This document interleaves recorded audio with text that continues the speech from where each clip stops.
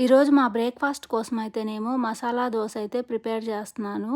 ఇంట్లో అయితేనేమో 2 పొటాటోస్ ఉన్నాయి అని చెప్పేసి పొటాటో కర్రీ అయితే కూడా ప్రిపేర్ చేసేసుకున్నాను. ఇప్పుడైతే దోసలు వేసేసుకొని మధ్యలో అయితే పొటాటో కర్రీ స్టఫ్ చేసేసుకొని తినేస్తాము బ్రేక్‌ఫాస్ట్ కోసము. టేస్ట్ అయితే మాత్రము చాలా బా వచ్చింది.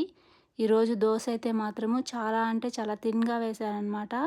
తీయడానికి చాలా ఈజీగానే వస్తది కానీ లోపలైతే మనకు స్టఫింగ్ ఉండడం వల్ల అయితే కొంచెం కష్టమవుతది. లేకపోతే చాలా ఈజీగానే దోసలనేటివైతే వచ్చేస్తాయి. మన సౌత్ ఇండియన్స్‌కైతే మాత్రము ఎన్ని బ్రేక్‌ఫాస్ట్‌లు తిన్నా గానీ తృప్తి అనేదైతే అస్సలే ఉండదు.